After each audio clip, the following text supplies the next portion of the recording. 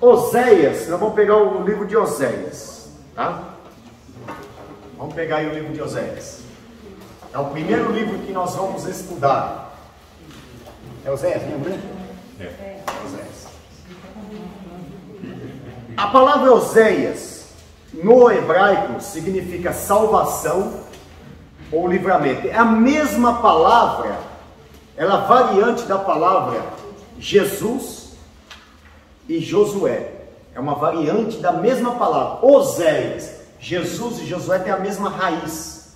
Tanto é que Oséias significa salvação, Josué, salvação, Jesus, salvação. Ok? É o significado da palavra. Bom, Oséias era filho de Diblaim. Está no começo aí do livro de Oséias dizendo que ele era filho de Diblaim. Ele teve 3 filhos. O nome de um filho dele era Jezreel.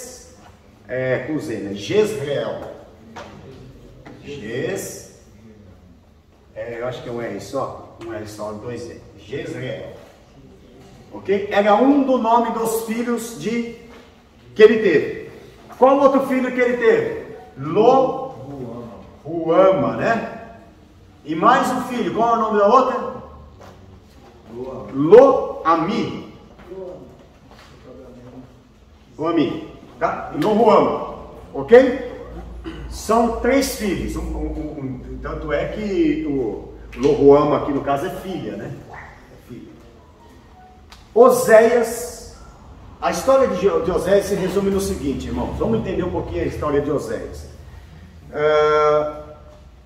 Imagine que Deus chega para você e fala assim para você, olha, vamos pegar um prato, por isso aqui. Vamos pegar aí. Sérgio, vou pegar você, vai, pronto. Vamos pegar o pastor Valdeci, pronto. Mais pastor Valdeci, é o seguinte, Deus chega para você e fala, vai lá na cidade, você vai encontrar uma prostituta. E ela tem um nome. O nome dela é Gomer. Tá? Ela é uma prostituta, certo? Filha de, aqui diz o nome, ela era filha de Diblaim, né? Perdão, falei que é Osé, né? Perdão. Gomer é a filha de Diblaim. Você vai casar com ela, uma prostituta, tá, pastor Maurício? Você casa com ela, pessoa da vida mesmo aí, você vai tirar ela de lá e vai casar com ela. Agora, isso que Deus mandou Oséias fazer, era literal ou era só uma parábola? Hã? Literal, ele teve que fazer. Parábola ou literal? Literal. 99% dos historiadores, há aqueles que acreditam que isso é uma parábola, mas citam o nome até da família, o nome do pai, tá? Deus manda, o senhor pastor Valdeci vai lá e casa com o homem. O senhor vai lá, pega essa prostituta, leva para sua casa, casa-se com ela, cuida dela, dá carinho, dá amor, tira ela da rua, tira ela da situação que ela vivia, se torna um verdadeiro marido para ela, tem 3 filhos com ela, o senhor dá o melhor para ela, dá um cartão de crédito para ela ir lá no shopping quando ela quiser, compra sapatos à vontade, compra roupas à vontade, carro para ela andar, casa boa de luxo. E aí, a Gomer que o senhor casou, o que ela faz? Ela volta para a prostituição. Volta para a prostituição. Conta para Cristo essa história, né? Conta para Cristo, não conta? Conta. Vamos ver agora. Conta para Cristo.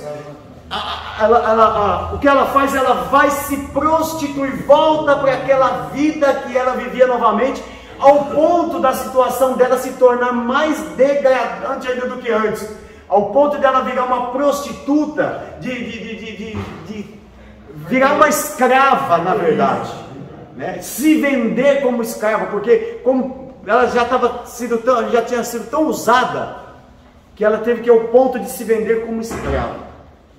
Aí Deus chega para o senhor de novo, pastor Valdeci, e fala, vai lá, busca a Gomer e traz ela de volta e cuida dela de novo. Devolve o cartão de crédito para ela. Cuida bem dela. Você teria coragem de fazer isso?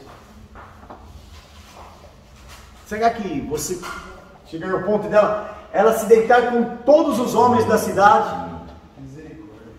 Não tem aquele cara na boca, não? Hã? É o quê?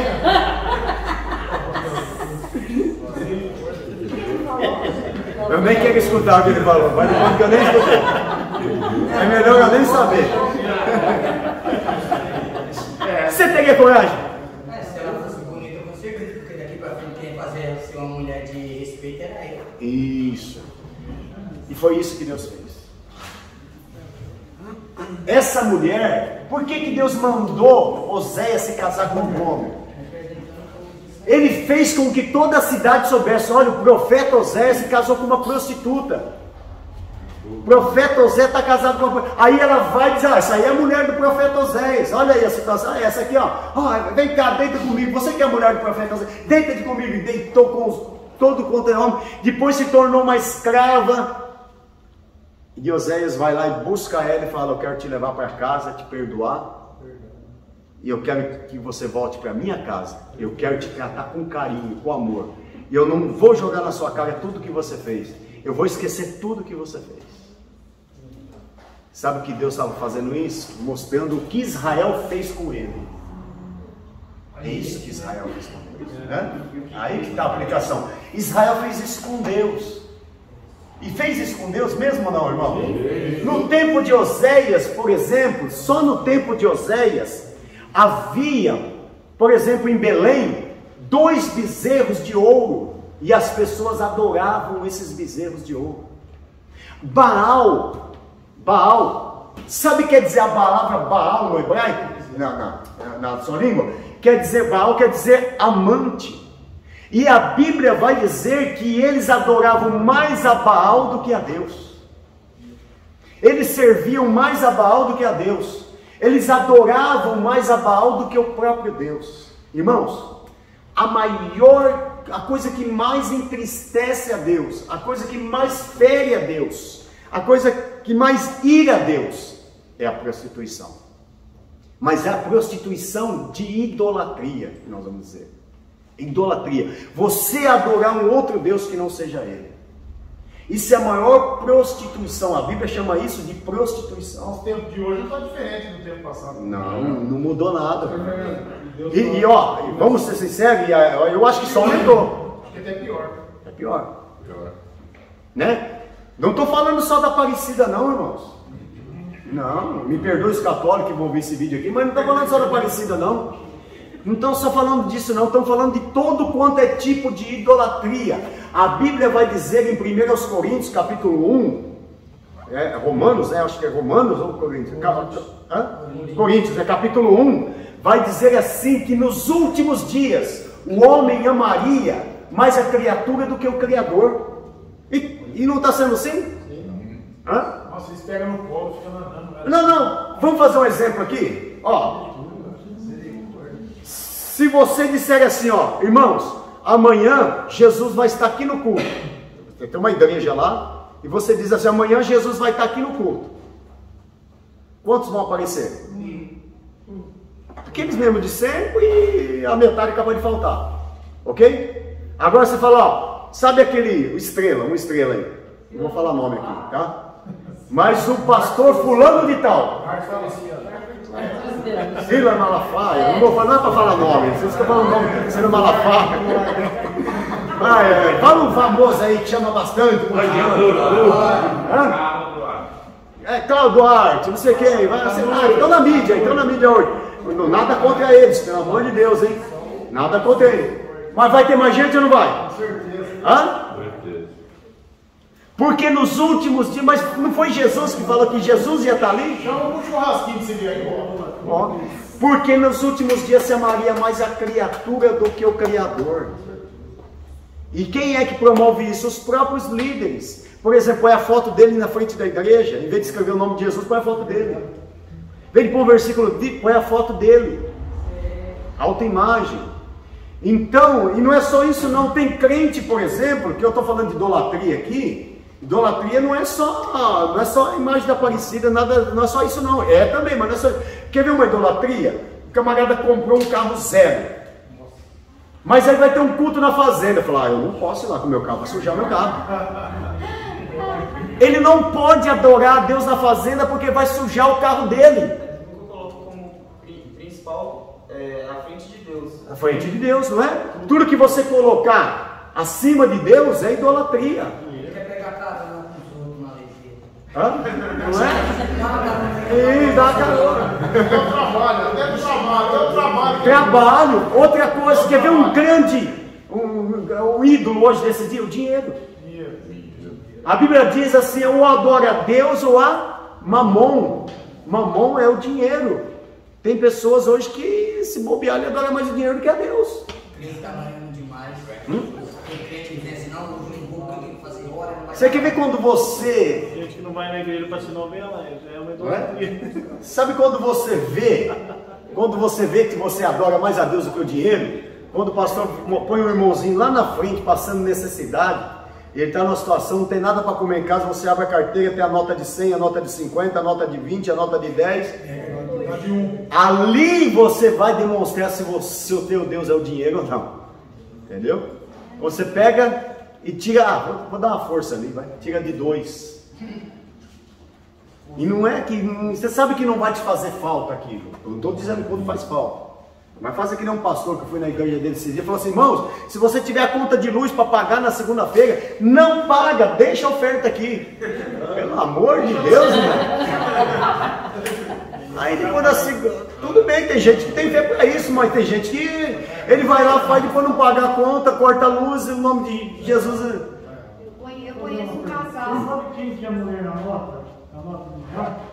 Isso, esse dia atrás... Na verdade, eles falam que a mulher lá...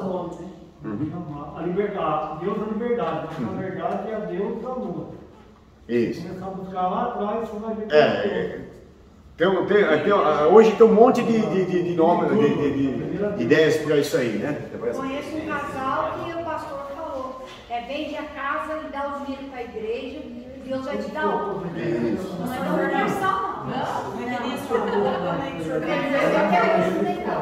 pessoa é simples, ela vai em frente, mas você dá o dinheiro e sua força e o amor dele. Mas no caso, se você tiver lá, vamos supor, R$150, e aquele irmão está precisando, no caso, se você tirar a nota de 100 para ele, não pode de fé. Porque você tem que pagar a força. Isso. Aí, se Deus te tocar, Deus te mandou fazer, agora não faz no impulso, porque o pastor falou. Existe uma coisa, irmão, que a gente sabe que Deus faz a gente fazer. Exatamente. Então, se tem um irmão precisando lá na frente, se você tiver só com dinheiro, dá força, como é que faz? Veja bem, primeiro eu pagaria força de casa, que eu vou deixar meus filhos. Não adianta você desvestir um sacrifício, a não ser que Deus te mandar. É uma coisa lógica. Eu vou deixar meu filho também. O que adianta eu tirar dele e não eu ficar sem?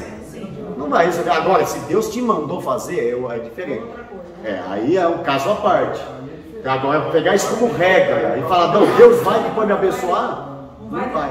No caso, se tiver 150 sobrando. Sobrando, aí já é diferente.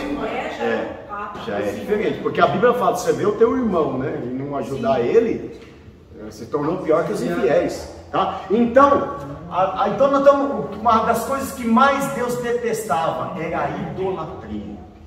E Deus estava querendo referir aqui justamente isso, que eles estavam adorando a Baal, estavam adorando o bezerro de ouro, estavam adorando o dinheiro, esquecendo do semelhante. E Deus fez Oséias casar com uma prostituta para dar um choque de realidade neles. Mas mesmo assim, Israel não se voltou para Deus. Está dizendo, vocês são prostitutas, que se afastaram de mim, mas eu perdoo vocês. Mesmo assim, e realmente esse é o amor de Deus por nós, irmãos. Ele não olha para nossos pecados. Se nós nos voltarmos para Ele, se nós realmente nos voltarmos para Ele, Ele é fiel e justo para nos perdoar. Por isso que Deus amou o mundo de tal maneira. Ele estava só querendo dizer, está vendo, Israel? Vocês me abandonaram, vocês me deixaram, mas se vocês se voltarem para mim, eu vos perdoarei. Em toda a história da humanidade você vê Deus correndo atrás de Israel. Deus dizendo: eu amo vocês, eu quero vocês, eu quero que vocês sejam o meu povo, eu quero ser o seu Deus. Israel muitas vezes escolheu os ídolos, escolheu Moloque, escolheu Baal, Azera e tantos outros deuses. E uma coisa que entristece a Deus, irmãos, é a idolatria. Qualquer tipo de idolatria, qualquer lugar que ocupa o lugar de Deus é a idolatria. Acima de Deus é a idolatria. Qualquer coisa humana, todo humanismo é idolatria. Tudo aquilo que toma a glória de Deus, o lugar de Deus, a adoração de Deus é idolatria. Isso Deus abomina. Uma das coisas que Deus mais abomina é você adorar um outro Deus que não seja Ele. Sabe o que é isso? É você chegar em casa, você tem uma esposa. Tá, vamos supor, Rose, vou dar um exemplo. O Eliseu chega em casa, só um exemplo, hein? Pelo amor de Deus, não é verdade, é só uma ilustração. É uma ilustração. Ele chega em casa, em vez de conversar com você, ele vai conversar com a vizinha. Em vez de dar carinho para você, ele dá carinho para a vizinha. Em vez de dar presente para você, ele dá para a vizinha. Como você se sentiria nesse caso?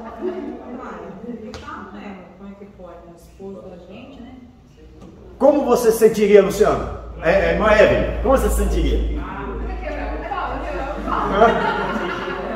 Se sentiria bem? É assim que Deus se sente. É assim que Deus se sente. Em vez de nós orarmos a Ele, vamos orar São José, Santo Antônio, a Maria Aparecida. E em vez de eu conversarmos com Ele, nós adorarmos a Ele, falarmos com Ele, aí a gente começa a adorar pedaços de gesso, de madeira, de mármore. Você fala para a pessoa misericórdia. E Isaías foi tão claro. Isaías disse, sabe o que Isaías chegou a dizer? Gente, o homem pega, faz uma cadeira, e com o que sobra da cadeira faz um Deus. E adora esse Deus. Ele faz uma mesa, o que sobra da mesa, ele vai lá e faz um Deus e adora. Como que pode? Nada sabe o que carrega em sua procissão as suas imagens e adora um Deus que não pode salvar. Isaías, quantas vezes falou isso, né? Vocês estão adorando um Deus de mármore, de gesso, quando vocês têm um Deus vivo, fiel, poderoso e verdadeiro. O salmista chegou a dizer, né? Tem olho, mas não vê, tem boca, mas não fala. Então o que Deus estava alertando, falou: Oséias, faz isso, para que esse Israel enxerga que eu sou o Deus dele e que mesmo eles tendo pecado, eu quero perdoar eles, eu quero restaurar eles. Mas na verdade, eles tinham uma mente tapada, né, pastor? Não é? E muito, né? E muito. E foi no Egito que eles começaram a ver outros ídolos e foi no Egito, porque antes do Egito eles não... Na verdade, isso aí, antes já existia, de Abraão já existia, né? O pai de Abraão, Terá, é fazedor de ídolos. Fabricava? Na verdade, a idolatria, ela já veio... Sempre teve, né? Sempre teve, né? Tirou o foco do cristão. Sempre teve, né? Tem uma mãozinha do menino. Bom, Oséias, irmãos, então é da mesma raiz de Jesus que nós falamos aqui, tá? Vamos lá. Entenda uma coisa também. Às vezes você vai ver Efraim, escrito Efraim, tá? Que é identificado como Israel. Muitas vezes, quando se dê a palavra Efraim, está se referindo a Israel também. Guarde isso. Principalmente no livro de Oséias. Eu não vou ler aqui onde está, mas você vai encontrar lá que... Agora, uma coisa importante aqui lembrar. Por que Oséias estava profetizando isso? Oséias estava profetizando, 30 anos depois de Oséias, veio o cativeiro. Israel foi levado cativo, 30 anos depois. Então, para que ele estava alertando o povo? O povo estava longe da presença de Deus. Olha, se vocês não voltarem para a presença de Deus, Oséias profetizou isso, vocês vão ser levados cativos. Ele é do reino do norte. Reino do norte. Vocês vão ser levados cativos. Tá? Vocês vão virar escravos. Ele chegou a dizer para o rei: olha, rei, se você não se voltar, a sua mulher vai servir de prostituta para aqueles que assolarão vocês. Seus filhos vão ser mortos. Mas eles não deram crédito ao que ele... Oséias ele é contemporâneo de Isaías. Quem pode ler o capítulo 1, versículo 1 de Oséias? Inclusive uma das profecias, a primeira profecia já está no capítulo 1, versículo 1. A palavra do Senhor que diz ao filho de Barri.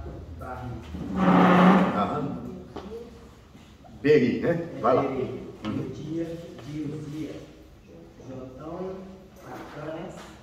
Então ele é dessa época aí, ó, Uzias, Acás, Jotão, Ezequias, tá? É nessa época. No dia de Jeroboão, filho de Joá, rei de Israel.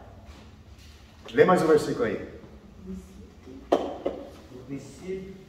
princípios da palavra do Senhor a Oséias. Isso. E disse, pois, o Senhor. Toma uma mulher de prostituição, né? Bom, vamos lá. Vamos entender uma coisa aqui, irmãos, ó. Ele é da época de Isaías, ok? Oséias é da época de Isaías. O cativeiro babilônico, o reino do norte, ele foi levado em cativeiro por que povo? Assírio, né? O reino do norte.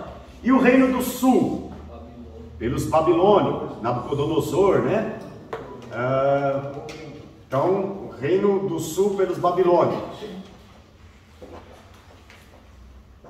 Lembra que nós falamos aqui que tinha dois reinos, né? O reino do norte, e o reino do sul. O reino do norte foi levado para a Síria, só que o reino do norte nunca mais voltou. O reino do sul foi levado para a Babilônia. 70 anos depois eles voltam do cativeiro. Mas o reino do norte... É por isso que na Turquia tem tanto judeu? Também. Agora, ó, você já ouviu falar da tribo de Dan? Existe uma tribo de Dan? De Azer, Gad, Zebulon, Naphtali? Não. Elas deixaram de existir, foram extinguidas. O povo assírio, ele destruiu as 10 tribos do norte. E aqui ficou ainda Judá, né? Voltou do cativeiro Judá, por isso são chamados de judeus. Os assírios eram tão grandes que os babilônios? Era um povo, se tornou naquela época um povo muito forte. E sabia, ó, na verdade, ó, olha como funciona, está aqui no livro, tá? Está aqui no livro. Vamos adiantar um pouquinho aí que você vai entender agora. Deixa eu ver aqui, ó. Eu vou passar um pouquinho para frente, mas para você entender. Aqui, ó. Primeiro vamos ver aí na página 34, no meio da página. Em itálico aí, ó. O meu povo, olha o que Israel estava fazendo. O meu povo consulta a sua madeira e a sua vara responde, porque o espírito de luxúria os engana. E ele se corrompe, apartando-se da sujeição de Deus. Sacrificam sobre os cumes dos montes e queimam incenso sobre os outeiros, debaixo do carvalho e do álamo e do olmeiro, porque boa é a sua sombra, e por isso suas filhas se prostituem e as vossas noras adulteram. Olha aqui, vai desce para baixo. Junte-se a essa referência a outras tantas do livro de Oséias, por exemplo, 2:8 e 13, informações que Israel naquele momento estava transferindo a gratidão que era devida a Yahvé, a Deus, a uma divindade cananeia chamada Baal, cujo nome sugeria o significado de marido ou amante. Ó, dizia Baal é o nosso marido, Baal é o nosso amante. Por causa dessa atração ao ídolo, Israel se fez muitas devoções e oferendas. No capítulo 8, Oséias condenou outras divindades, o bezerro, principal monumento da capital Samaria, a divindade que decidia os rumos da espiritualidade nortista. Ou seja, quem dirigia Israel agora não era mais Deus, era um bezerro de ouro, era Baal, ele que norteava o rumo da vida deles. Olha que situação. O profeta atrelou a esta modalidade a adoração, a expressão, a sensualidade, a pecaminosidade de Israel. Portanto, Efraim aqui, lembra que eu falei que chama Israel também? multiplicou seus altares para pecar, e teve altares para pecar. O contexto desse capítulo menciona as nações que contribuíram para a entrada da influência pagã em Israel. Quem foi? A Síria e quem mais? O Egito, né? Está falando aqui Eles, o que eles fizeram? Eles fizeram, vamos dizer assim, parceria com esses países. Uniram, por quê? Eu vou unir com a Síria, eu vou unir com o Egito, aí eles não vão destruir a gente vai ser amiguinho. Só que para se unir tinha que adorar o Deus dele, fazer o que eles queriam. Então, para ficar tudo em paz, eles preferiram se tornar amigos dos egípcios e amigos dos assírios. Só que esse próprio povo que eles fez amizade que destruiu eles. Nunca faça amizade com o inimigo. O inimigo você tem que ficar longe dele. Não faça amizade com o diabo. Não faça amizade com o pecado. Porque esse pecado amanhã vai te destruir. Pode ter certeza que vai destruir você. Em vez deles confiarem em Deus, eles confiaram nos assírios, confiaram nos egípcios, e esse próprio povo que eles confiaram destruíram eles. Tá? Tiraram. O final dele é a morte. É a morte. E aí o que vai acontecer? Aí no livro, tem uma parte aí que vai dizer isso. No livro aí, ó. Deixa eu achar aqui onde está. O que vai dizer o que aconteceu com eles por causa desse pecado, né? Deixa eu achar aqui.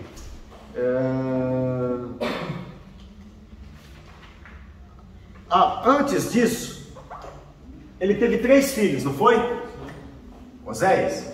Um deles chamava Jezreel. Sabe o que quer dizer isso? A palavra Jezreel? Tragédia. Pastor, mas depois já aparece tudo. Naquele período, os nomes deles não significavam. Depois os nomes deles mudam de significado. Muda de significado, exatamente. Nós vamos. Então esse período é o período. Exatamente. Mas isso na verdade ele não chega a mudar, tá? É só uma profecia. Essa profecia eu acho que está no capítulo 2. Quem pode abrir o capítulo 2 aí de Oséias? Aberto? Lê aí, vê se é no capítulo 2 mesmo, versículo 1. Dizei aos vossos irmãos, ame a vossas irmãs, a irmã, e contendei com a vossa mãe, porque ela não é minha mulher, e eu não sou seu marido. Isso. Bom, aqui na revista, me ajuda a achar aí, está o significado do nome, que eu quero que você guarde aí. O significado do nome delas, tá? Como que aí? 32, pastor. 32? Aí, ó, vamos ver aí. Como que é o nome delas? O significado do nome. Jezreel, tragédia. Isso. A segunda menina não agraciada, o terceiro nome do povo. Não, agraciada, tá? Agraciada. Então, o Ló é não, tá? Ló não agraciada. E a mim, o que seria? Não meu povo. Não meu povo. Não, Ló, não, meu povo. Agora, veja bem. Olha o que acontece. Ali é onde que fala essa profecia, no capítulo 2 de Oséias. Vamos lá no capítulo 2, versículo 1. Dizei vossos irmãos, isso aqui é uma profecia, Ami, e vossas irmãs, Ruama. Cadê o Ló? Sumiu. Isso era uma profecia, isso é uma profecia para o futuro. Dizei, ó, vossos irmãos, Ami, mas o nome dela não era Ruama. Imagina você ter um filho e fala, vem aqui, não agraciada, vem aqui. Não, agraciada, vem aqui, tragédia, chega aqui. Era assim mesmo que era chamada. Não meu povo, você não é meu povo, vem aqui. Não meu povo, vem aqui. Ou não agraciada, ou tragédia. Aquilo, Deus, você estava chamando a atenção do povo. Por que você pôs o nome de tragédia? Porque é isso que vai acontecer com Israel. Por que ele chama não meu povo? Porque é assim que Deus vê. Mas você pôs o nome dele assim por quê? Porque é assim que Deus vê, como não meu povo, como não tragédia. Agora, ele estava profetizando. Agora em Oséias capítulo 2, há uma profecia. O que diz aí? Como chama o nome dela agora aí? Amigo. Mas tirou o Ló. Então, de não agraciada, Israel vai se tornar Agraciado. Lo-ami. Não meu povo, Israel vai ser meu povo. E quando isso vai acontecer? Joel fala quando isso vai acontecer. E nós vamos ver no livro de Joel daqui a pouquinho que isso vai acontecer. Só que tragédia não mudou. Mudou? Porque Israel tinha que passar pela tragédia para se tornar povo e para se tornar agraciado. Sem a tragédia, Israel. Hora do lanche? Sem a tragédia, Israel não se tornaria agraciado. Não se tornaria. E nós vamos